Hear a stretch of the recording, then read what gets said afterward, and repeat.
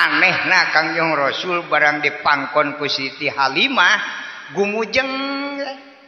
itu langsung dinenan ku Siti Halimah nu katuhu ku Kangjeng Rasul anu kenca ku putrana jadi dua orok teh mangkat teh ti bumi Siti Aminah ka alun-alun teh ontakna teh leungit nu begang tadi teh keur mah begang teh mah leungit gitu teh kapalana teh aya ge ontak lintuh gitu mukjizat Kangjeng Rasul ontak nu tinggal ngalengkah teu ngalengkah teh ku mukjizat Kangjeng Rasul mengodak-odak jadi lintuh san kasep kahyang duka ka mana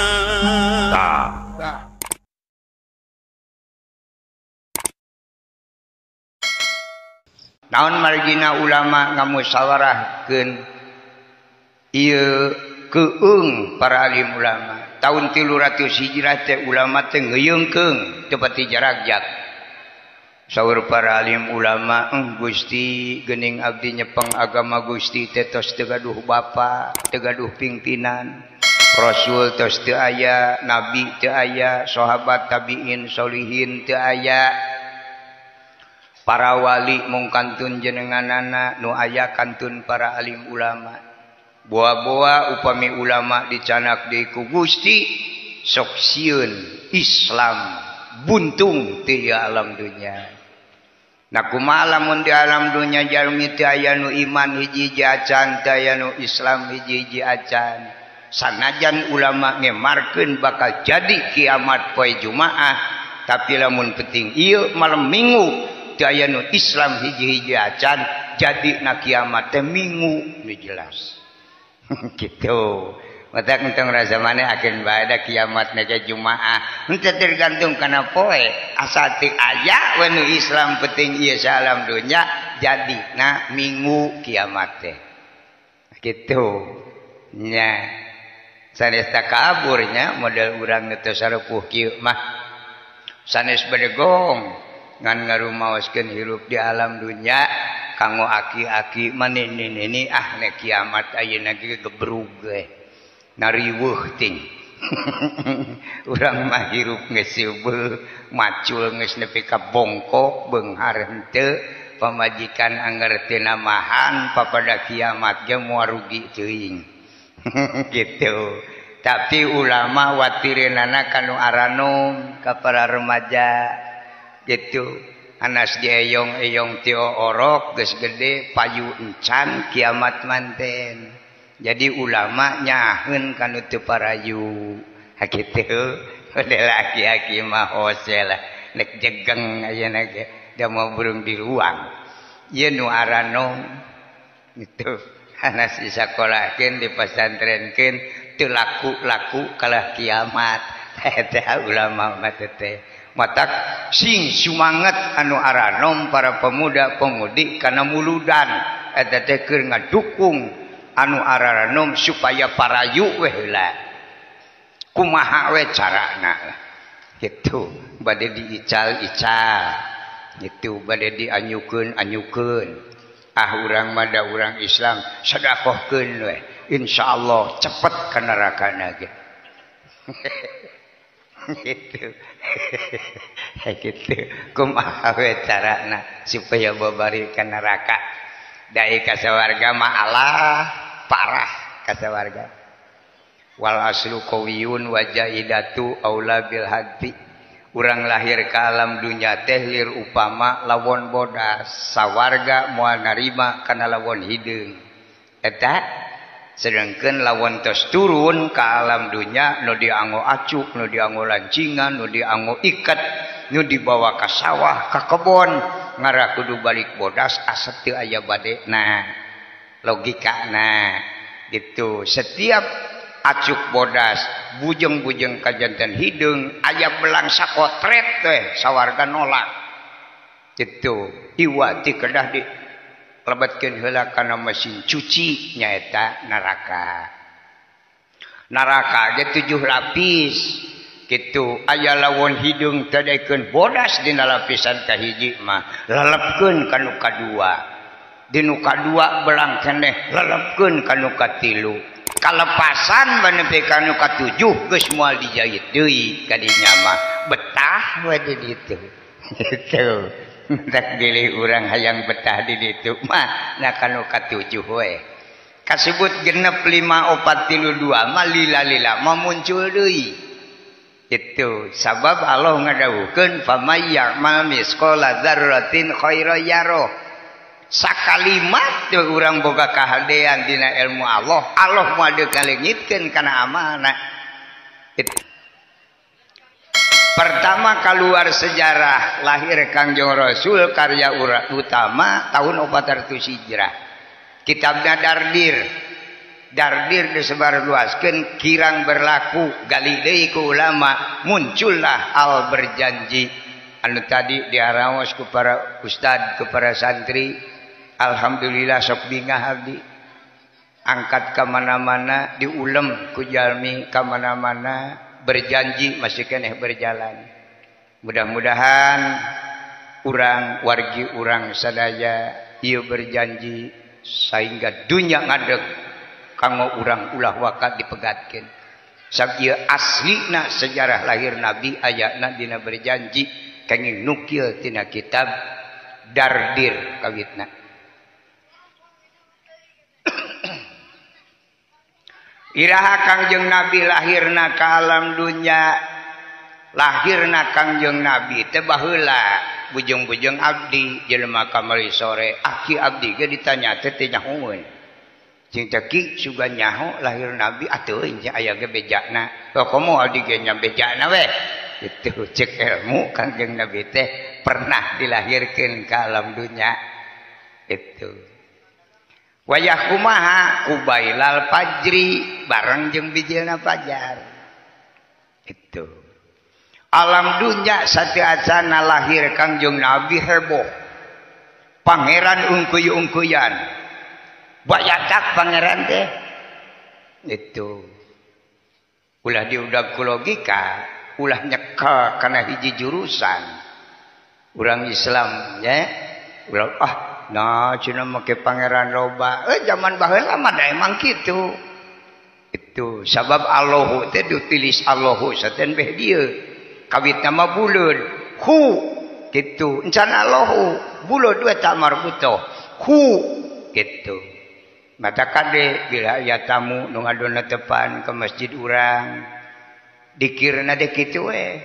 hu ulah disengserikeun berarti nyaho ngaji yen Allahu tadinahu ngadamel Kangjeng Nabi kusab Allah juan jieun Kangjeng Nabi maka hu ditambahan ku lam jadi lahu la Muhammad hu Allah itu la buatan hu nu ngabuat jadi lahu tambahan ku hamzah jadi Allah berateun hamzah mama harkat jabar jarikeun hamzahna jadi ilah ilahun gitu ilapad ilahun muncul dina kitab mantek saur mantek kullu ma'budin ilahun setiap-tiap nulis semah pangeran atuh lamun disebut setiap-tiap berarti pangeran teh loba ya loba zaman harita naon sababna pangna pangeran loba sabab jelema bodoh mah moal percaya kana hiji perkara tanpa bukti itu kakarek jelema bodoh percaya sanajan Allah-Allahan oge teu bukti mah moal dianggap ku jelema bodoh itu iman ge ilu-iluan itu model urang we ya model abdi anu bodoh salat oge milu ka batur we imam yang hareup ngulon marilu yang hareup ngulon sugad aya nu nanyakeun ustad naon dasarna urang salat yang hareup ngulon kumaha hukumna henteu nepi ka geusana oge milu we wungkul eta ngaranna salat ilu-iluan sudieun malaikat nuliskeun ge ka jelema ilu-iluan kitu mah coba mun tanyakeun kitu teh aya nu nanyakeun da ieu para wargi iraha ari Kangjeng Rasul waktu lahirna Janari Kangjeng Rasul hatta kubailal fajri Kanjeng Nabi lahir ke alam dunya teh bareng jeung bijilna fajar sanes siang sanes wengi mata keur menjalma nyebatkeun lahirna Nabi teh dinten Senen teh nyambung sareng pendapat abdi mah da dina kitabna ge Qubailal Fajri bijil fajar sanes beurang sanes peuting eta parajina opat ti sawarga 2 ti dunya 2 nu marajian Kangjeng Rasul mah sanes hese tanakna irfa itu pangluhurna derajat Kangjeng Rasul lungsur ke alam dunya ti sawarga widadari anu marajianna ge encan aya bidan harita mah itu 2 tungguan keopatan barang brol ngalahirkeun Siti Aminah putrana pamaget itu bidan anu 2 lumpat ngabujeng ka mana ka eyangna Raden Abdul Muthalib itu Muthalib itu cenah Siti Aminah tetes ngalahirkeun putrana pamaget luncat Abdul Muthalib ngabujeng ka bumina Siti Aminah barang dugi ka Siti Aminah ka bumi Siti Aminah nyawe itu khawariqul adat Siti Aminah mangalahirkeun henteu berdarah bersih biasa henteu gogoekan deh itu naon sabna Siti Aminah ngalahirkeun henteu jejeritan teu aduh-aduhan sabab apaleun Siti Aminah ya awewe mah ngajurus teh nuluykeun lalaki dan upang heula ngalahirkeun mah pamaget Nabi Adam alaihissalam di sawarga itu pan Allah teh ngadamel jalmi teh pamaget Nabi Adam kusab Nabi Adam teh aya rencang maka ku Allah Nabi Adam sina nangkub Adam nangkub cenah wah batur mah nangkub Nabi Adam matak nu narangkub mah kadituna sok aya batina gitu nu teu nangkub mah hese boga bati matak lamun urang hayang boga bati sing sering nangkub we gitu lamun sok nangkub mah sok majuru kadituna gitu nya nangkub Nabi Adam dipencet ku kudrat Allah tulang tongongna brojol teh ngajuru Nabi Adam Siti Hawa alaihissalam matak Siti Aminah mah ngalahirkeun teh aduh-aduhan isin Nabi Adam ge bareton teu gogoekan gitu jempling teu karawas nyeri gitu sumping Raden Abdul Muthalib barang ningali putukna pamaget langsung dipangkon ku Raden Abdul Muthalib dibawa lumpat ke Masjidil Haram dikurilingkeun 7 kuriling ngurilingan Ka'bah eta ya batak murang kali urang oge sok nurutan ngan anu sae namah kitu lamun teu ngawitan asrokol atau pilih kawitan kutolaal murang kali langsung keluarkeun ti kamarna kurilingkeun gitu can tamat marhaba mah entong waka dicukuran beres tamat marhaba baru dicukuran itu Raden Abdul Muthalib ya gitu dicanak kuriling itu canak deui weh ka bumi na pasihan jenengan ku Raden Abdul Muthalib nyaeta ku jenengan Muhammad eta sapalih riwayat nu masihan jenengan ka Kangjeng Nabi ku jenengan Muhammad teh Raden Abdul Muthalib tapi sapalih riwayat deui emang ku ibuna diamanatan ku malaikat itu Aminah di mana putra di mana anjeun ngalahirkeun itu berengaran eta budak ku jenengan Muhammad itu ya malah anu aslina Kangjeng Rasul lahir ke alam dunya teh parantos di hitanan ya parantos di hitanan Kangjeng Rasul itu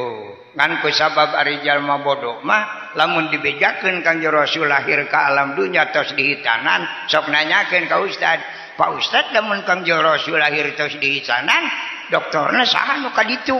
kitu ngariweuh-riweuh pan teh nu bodoh mah pertanyaanna sok jangar-jangar itu matak muncul riwayat kedua itu Kangjeng Nabi Muhammad SAW dihitananana ku eyangna aya anu nyebatkeun 3 dinten tina lahir aya nu nyebatkeun 7 dinten tos lahir nu ngahitanan eyangna Itu nyelung alam dunya kulahirna wa dhahara inda wiladatihi khawarik. Begitu lahir ke alam dunya nganti ngariet dungkul alam dunya. Ingung rame. Nama ke rame di alam dunya dina mangsa harita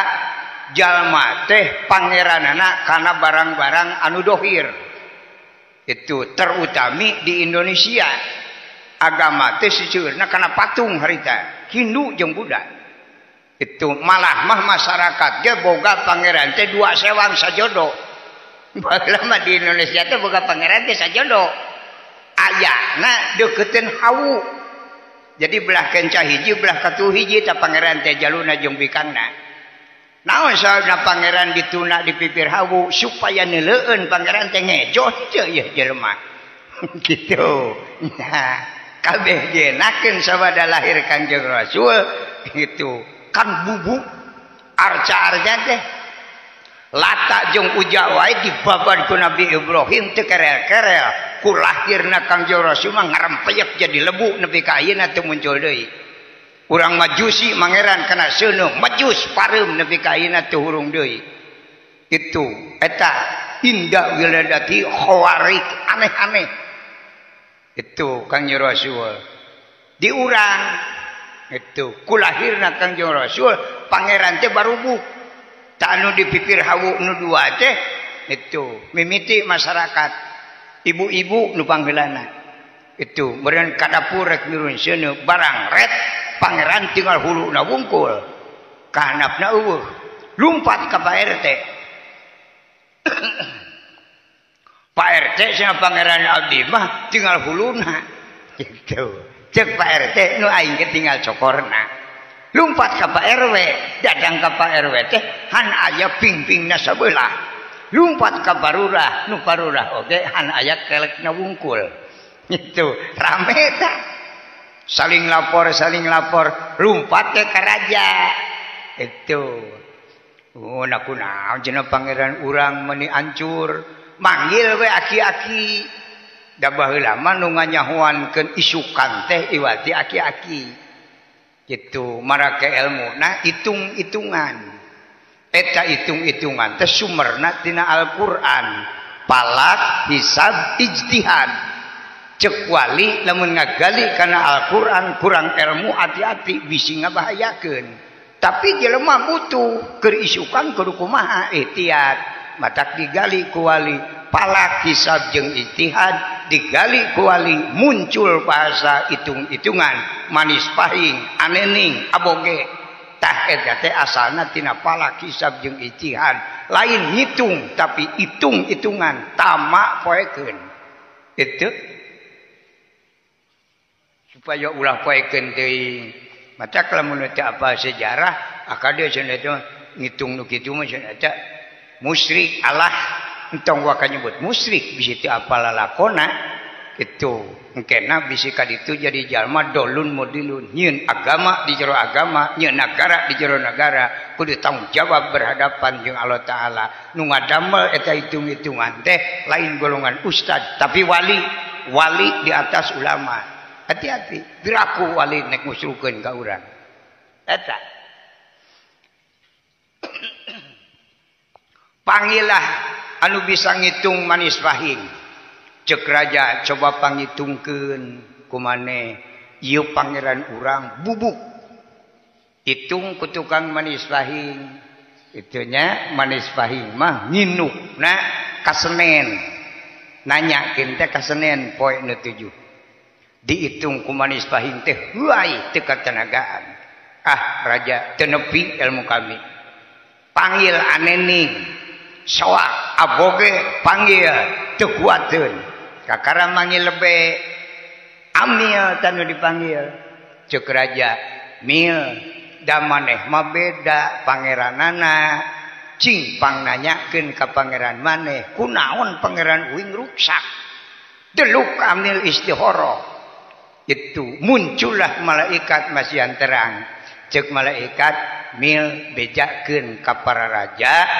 bisi anjeun teu apal pangeran maranehna ancur teh tadi Janari utusan Allah geus lahir ka alam dunya Muhammad sallallahu alaihi wasallam. Kakarek cepa amil. Hei para raja, itu masyarakat bisi anjeun teh apal pangeran maraneh anjur kieu teh ku ayana janari utusan Allah tos lahir ka alam dunya. Kakarek ceuk para raja, geus masalah bijil eta mah. Gitu. Jadi arapalin raja ge lamun lahir Kangjeng Nabi anjur we agama sejen. Kakara lahir teh. Gitu mukjizat Kangjeng Nabi. Pas begitu lahir ke alam dunia teh nur Kangjeng Nabi tina sarirana melentung belasat mancer ke langit diberi ku malaikat sing horeng cahaya Kangjeng Rasul teh dugi ka sawarga cahaya Kangjeng Rasul eta jalmi anu sae teh. Nah sadinten Kangjeng Rasul ku ibune itu anu nganenana teh Siti Aminah mah mung sadinten. Teras ku hiji deui kitu nya Siti Salamah nu kadua kenging 3 dinten. Kacarios di hiji kampung. Hiji kampung eta teh ku Allah dipasihan halodo lamina tos 3 taun. Satyajana Kangjeng Rasul malah ibuna ge teu acan nikah. Eta di kampung teh dipasihan halodo. Sehingga pepelakan teh naon-naon oge teu aya nu hirup nya 3 taun atuh. Itu nya karempelan bangsa sepuh-sepuh teh ngabadantenkeun kumaha carana da urang teh masih kene hoyong hirup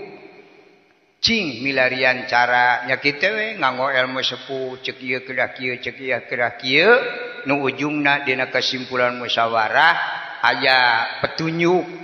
Itu upami ieu daerah hayang sae deui hayang walagri deui seperti bihara-bihari tapi syarat kedah ngingu orok-orok ti Mekah. Itu jeung alabring we nyarana ka Mekah nya di palar mah upah we. Sabulan saanu ngurus marurang kali. Aya hiji istri henteu ngiring ngan nguping musyawarah ge da teu ngahadiran. Jalamana iman namina Siti Halimah.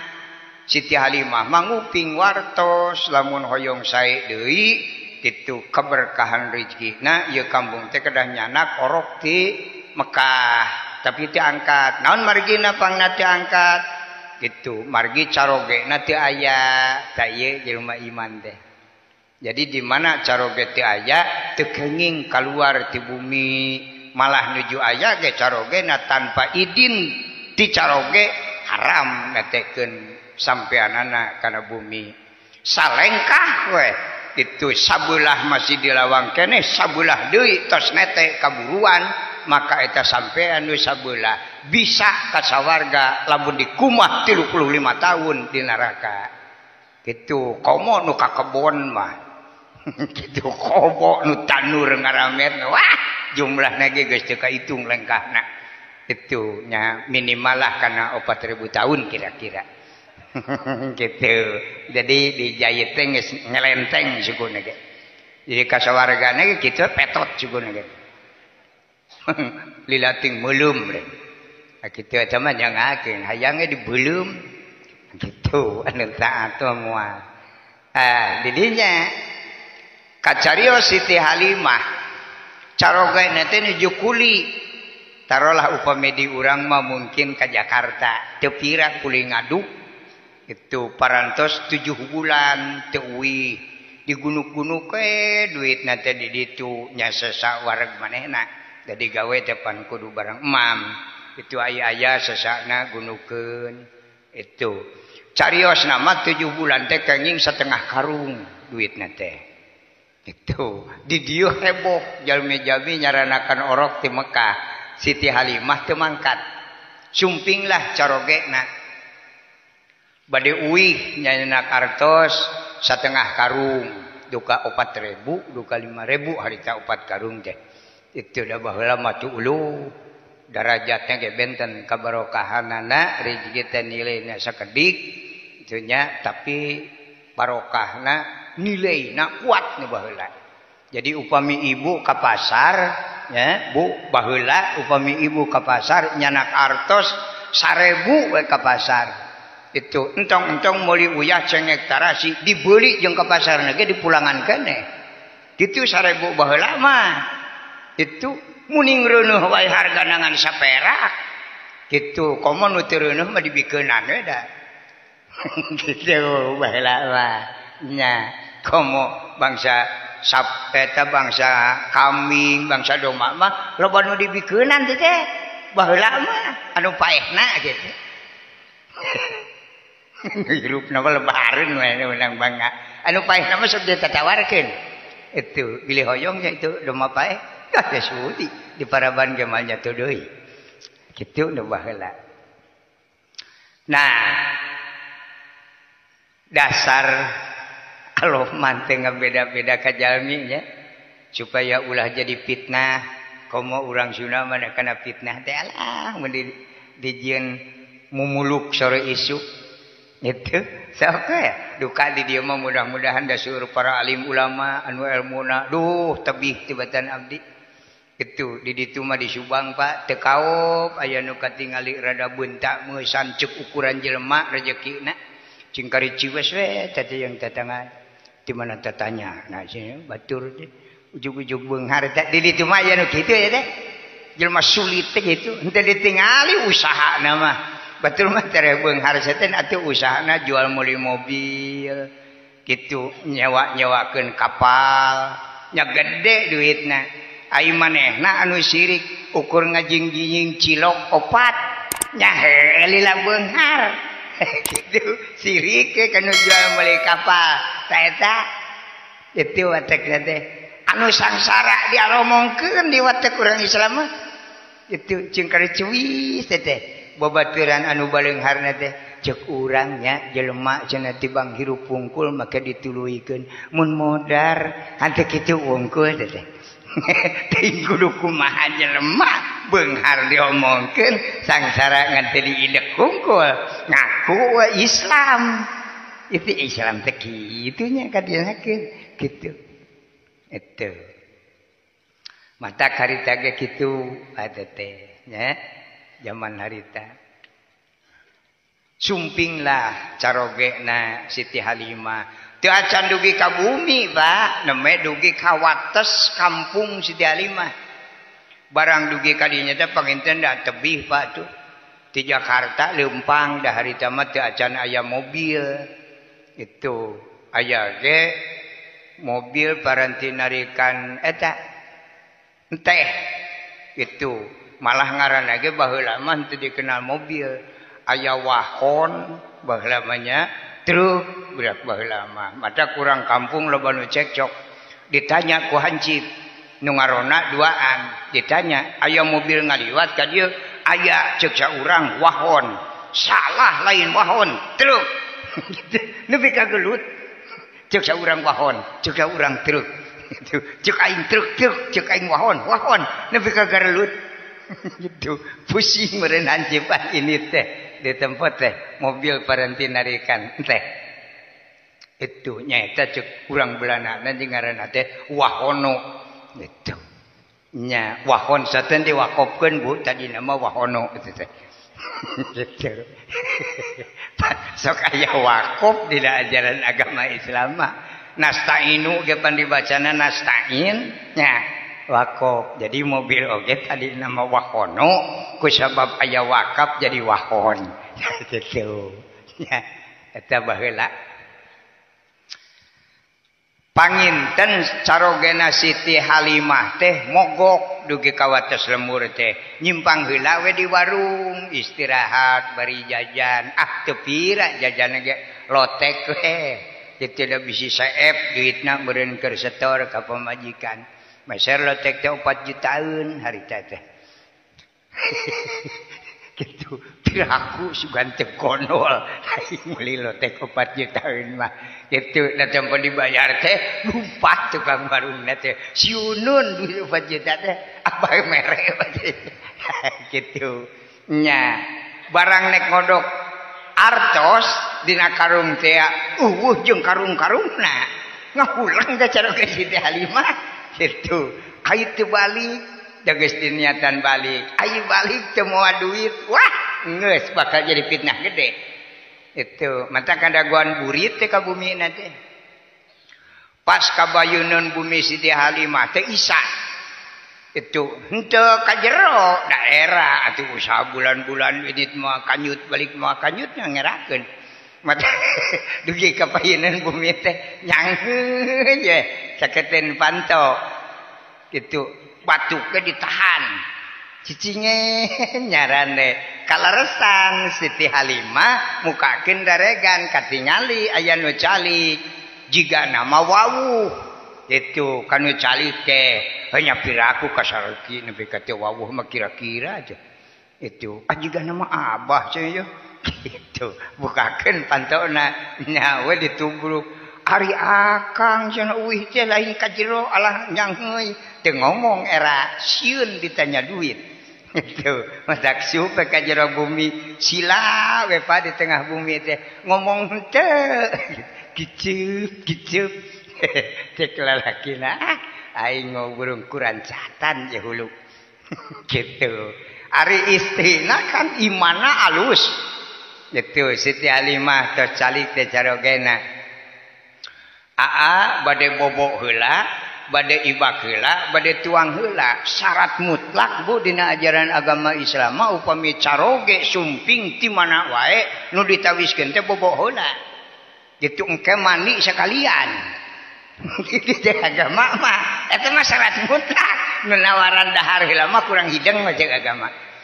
gitu dahar mah teh ditawaran oge engke garek gitu tapi eta mah gitu nah mata kita lima gitu aa bade bobok heula gitu bade ibak heula bade tuang heula teu ngomong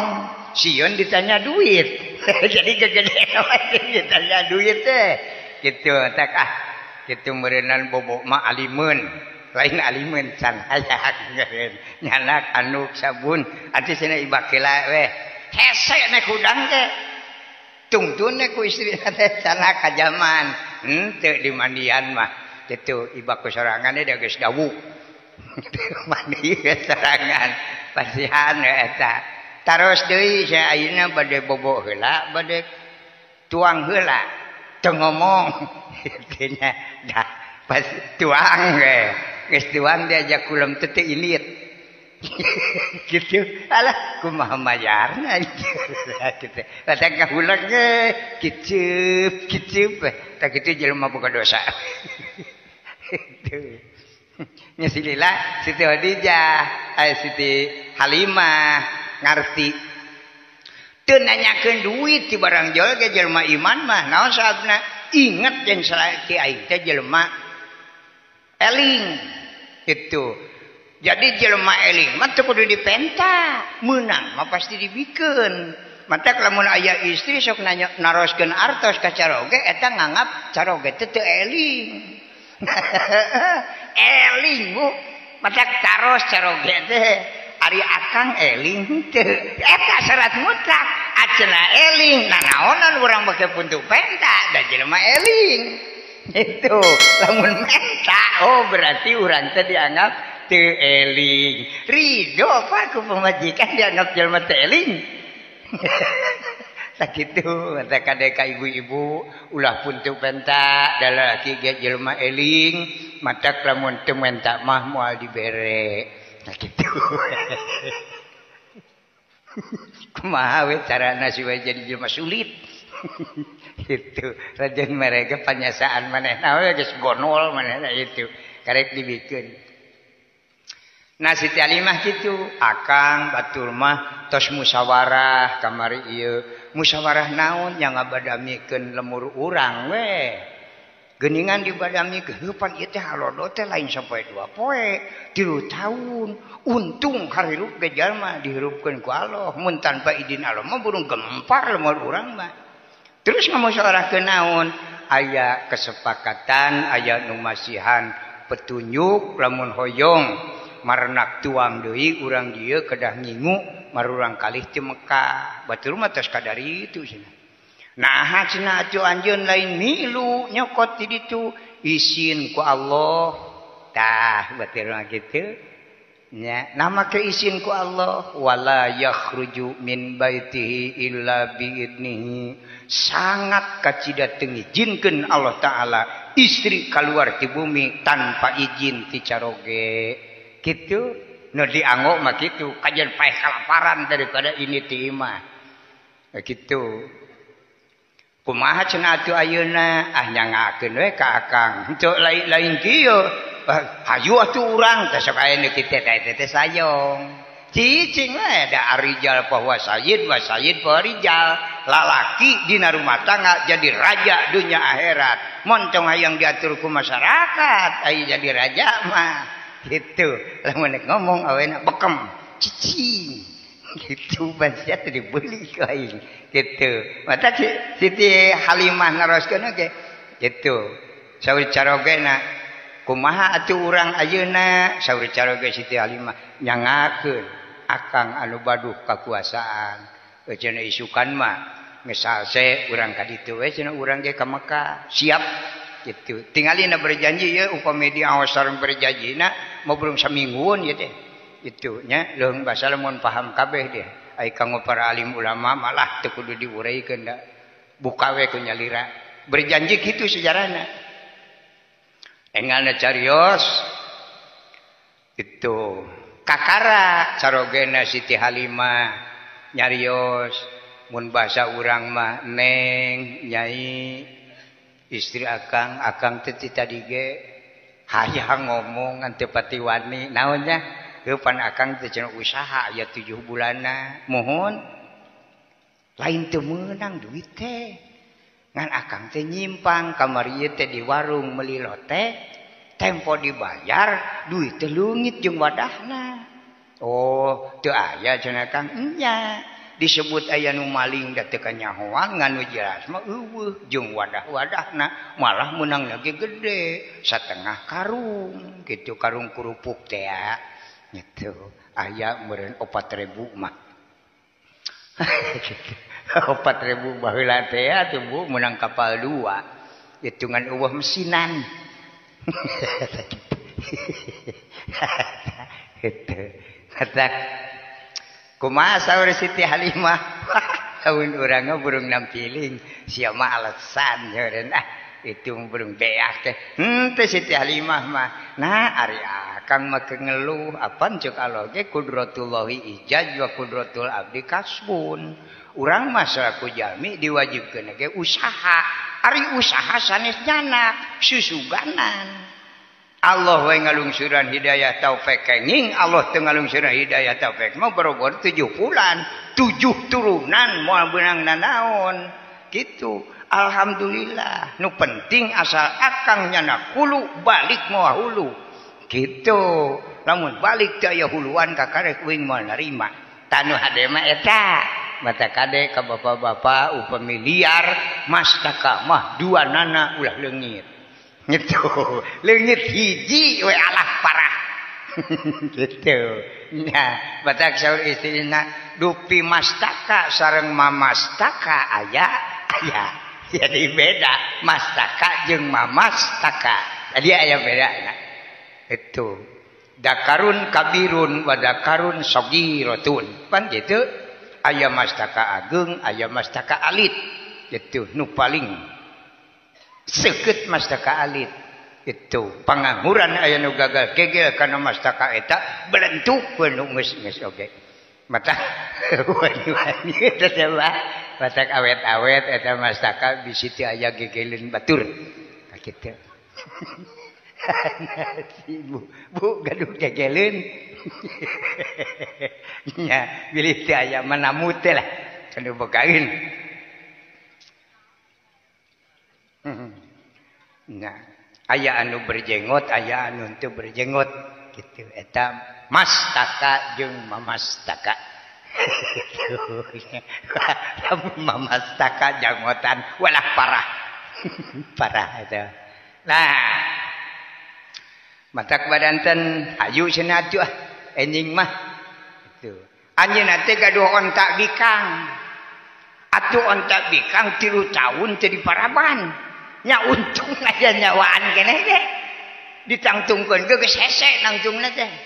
Mangkana Siti Halimah teh bukan budak orok deh. Mangkat ke Mekah, numpak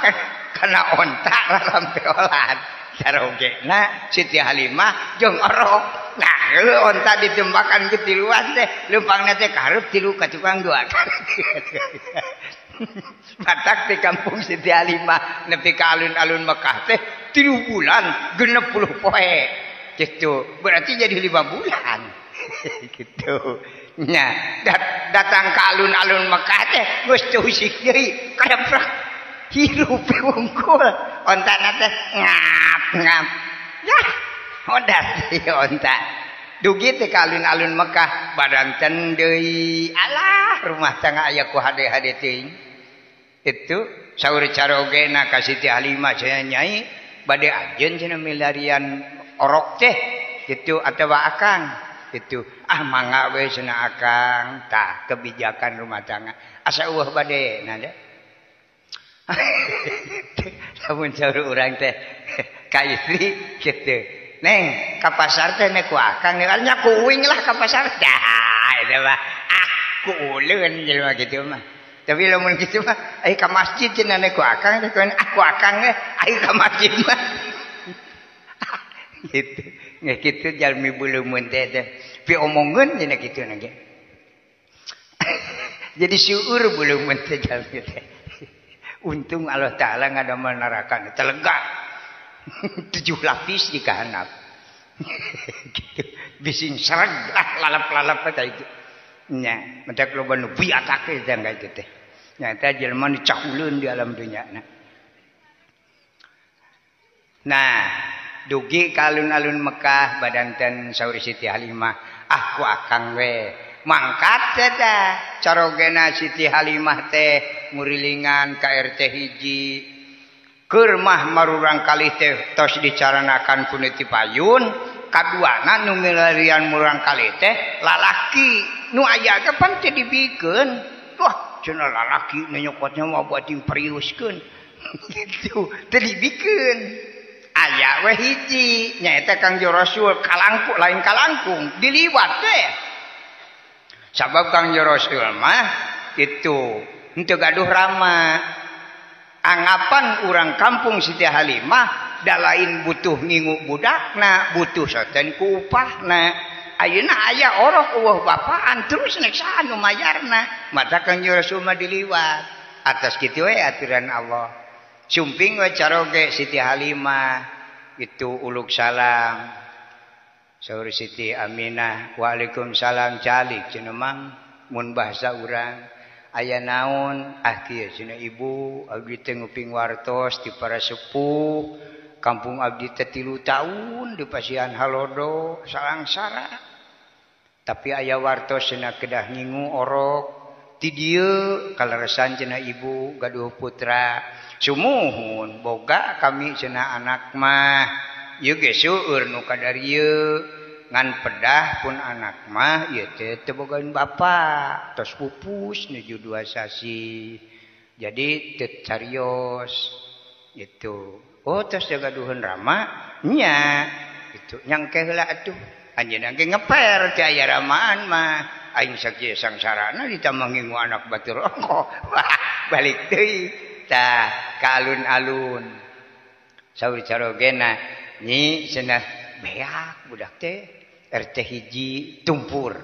RT 2 CF RT 3 nepi ka 14 RT teh teu nya sahiji acan aya ge hiji seueur aya keneh aya ngan teu aya ramaan nah atuh teh dicanah kusan rek mayarna da urang teh embung ngariripuh urang mah anak urang gitu keperaban camaan ku anak batur terus kumaha gitu cing sugan ayeuna mah ku nyai kakara istrina Siti Halimah nguriling sami we ku Siti Halimah ge ngan aya eta hiji-hijina anehna barang lebet Siti Halimah ka bumina Siti Aminah eta Kangjeng Rasul teh katingali gumujeng itu matak saur Siti Halimah bade disuhunkeun we cenah bu ieu putra teh mangga hatur nuhun ngirimi ka nyaa tapi nya kitulah abdi mah muruhanana da moal sarua jeung batur abdi wae geus susah Itu sanggup cenah teh sabulan 1,5 liter. Sabulan 1,5 liter ngurus orok. Gitu cik Siti Halimah daripada aing teu meunang nanaon, bae weh 1,5 liter oge. Gitu, tapi unyukan heula ka carogena. Kang sanggupeun mayar mah tapi 1,5 liter. Ngahuleng larakina. Atuh 1,5 liter mah ku entong ngan duaaneun. Komomun ku jelema gitu. Tapi da ka itu eueuh ka dieu eueuh. Akhirna akeun bae cenah nyi 1,5 liter ge urang daripada paeh kalaparan mah urang canake. Sepakat teh canake kuduaan. Siti Halimah sareng carogena. Sumping ka jero torojol Raden Abdul Muthalib. Aya naon cenah nyi? Kitu ka Siti Aminah teh ieu cenah jalmi bade ngurus pun anak itu tapi abdi kemampuan anak ngan 1,5 liter. Ridho cenah anjeun ngingu incu kami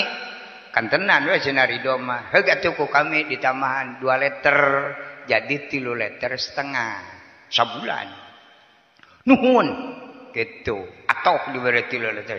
ge urang ge daek dah lah itu mu sabulan 3,5 liter we ngurus orok kopleh gitu 4 liter ge wani rasana. Tuh. Anehna Kangjeng Rasul barang dipangkon ku Siti Halimah gumujeng itu langsung dienenan ku Siti Halimah nu katuhu ku Kangjeng Rasul anu kenca ku putrana jadi 2 orok teh mangkat teh ti bumi Siti Aminah ka alun-alun teh ontakna teh leungit nu begang tadi teh keur mah begang teh mah leungit gitu teh kapalana teh aya ge onta lintu gitu mukjizat Kangjeng Rasul onta nu tinggal ngalengkah teu ngalengkah henteu teh ku mukjizat Kangjeng Rasul mengodak-odak jadi lintu bulud we itu ningali Kangjeng Rasul teh onta teh jiga nu cengar-cengir kawas jelema itu aneheun matak sarogena ka mana onta urang Kangjeng Rasul orok kene tos nunjuk ku curugna kitu kana eta onta berarti onta anjeunna tadi dinya canake dianggo ditumpakan jadi koopatan heda geus lintu mah teu koopatanna ge jag-jag nu tadina 3,5 bulan teh satengah poe dugi ku onta eta mah duka kumaha lempangna eta onta Khawarikul adat barang sumping ka bumina Siti Halimah sakampung eta ngadak-ngadak barokah jukut nu sagitu garingna jadi jukutan deui korma nu tadina geus malolotok kulitna ngadak-ngadak reumai deui itu nya mata Kangjeng Rasul pada mikanyaah ku sadayana usum panen korma Siti Halimah pada ngirim usum panen cau pada ngirim akhirna jadi pangbeungarna Siti Halimah ku mukjizat Kangjeng Rasul. Kitu sejarah Kangjeng Rasul. Lami Kangjeng Rasul 3 tahun Kangjeng Rasul sok ngiring ngangondoma ka putra Siti Halimah. Ngawitan Allah Taala ngalungsurkeun jabatan ka Kangjeng Rasul di saat dileuweung nuju ngangondoma sumping malaikat Jibril. Itu barang sumping malaikat Jibril nyerat dina dada belah kenca kucap kanabian eta usia 3 tahun matak sok aya anu salat kawas nu nyeren bedog pananganana Allahu Akbar mereka beng-beng we kitu eta ningali sejarah eta pangna salat pananganna dikadiekeun cenah nutupan cap kanabian bisi ku setan hasibuan ku sakum introspeksi aya urang aya capan eueuh mungkin ruban belah dieu itu khairul umur awsatuha pangalusna perkara pertengahan di tengah urang ucap RT acan maka ditiruban nanti kumaha mun ngabadug tatangga pan pia omongeun nah kitu nya punten bilih aya nu mereka beng-beng teh kitu mah teu naon ngan sumber tadi permasalahan tidinya itu sumpinglah malaikat Jibril Kangjeng Rasul nu calik dina batu ngadengeklah putra Siti Halimah mabur kalemur majarkeun teh Muhammad dihakan juri pedah malaikat teh katingali ku manehna teh ngabayag bagodas dengek ka ditu Itu sumping ka ramakna sareng ka ibuna. Cenah Bu cilaka we. Naon make cilaka? Muhammad ku jurig tadi keur ngangon. Gitu. Atuh urang lemur oge da nyaahkeun ka Kangjeng Rasul. Bring we itu 300 RW. Gitu muru ka Kangjeng Rasul. Barang dugi kaleuweung teh Kangjeng Rasul menuju calike dina leuweur batu. Wah, sia nipu sampai ku jurig itu cenah. Muhammad keur ngangon anger. Itu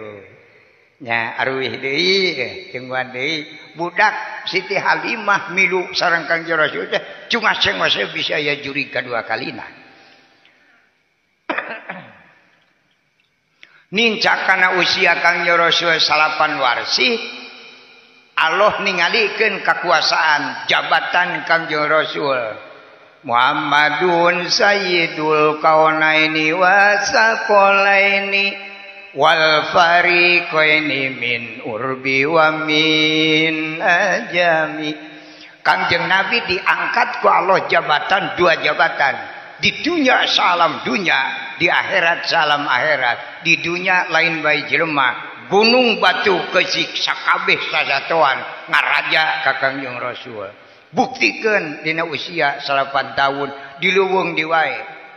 Itu barang Kangjeng Rasul nuju calik dina batu ngareneng jeung putra Siti Halimah terojol sasatuan leuweung. Itu orai cocok oge aya nu jangkungna 50 meter kieu mah ora cocok. Itu gedena teu kungsi diukur harita teh. Da boro-boro ngukur beteungna teu ningalina ge sieun. Gede pokona mah. Itu dibandingkeun jeung muning reunuh teh masih kena gede muning reunuh. Gitu. Terus mau badak sasatuan naon teh salumping ka Kangjeng Rasul jiga nu nek ngarepuk barang dugi ka paeunang Kangjeng Rasul ngareluk orai oge salujud beh kitu ka Kangjeng Rasul ai putra Siti Halimah mah kaburu-kaburu manten itu matak cek manehna sumbing kalumur teh cilaka cenah ayeuna Muhammad naonnya da kan mau gitu cok orai totong gitu sibuk teh jelema itu beryok deui di tempat teh nuju sila deui ya gempeur we Siti Halimah tidinya canak weh we Kangjeng Rasul dugi teh ka lemur ngahuleng Siti Halimah mau burung nipu cenah teh budak teh jiga nama Muhammad teh mau burung boga penyakit sakalor cuk indungna teh daripada aing ketempuhan jeung urang pulangkeun deh Kangjeng Rasul ka ibuna ka Siti Aminah itu matak saur Siti Aminah nuhun we cenah Halimah tos ngurus anak kami abdi nuhun mah bujung-bujung abdi kitu sakampung 2 kampung sadayana beunghar ku ayana putra ieu nganuhunkeun abdi moal tiasa malas jadi maliknya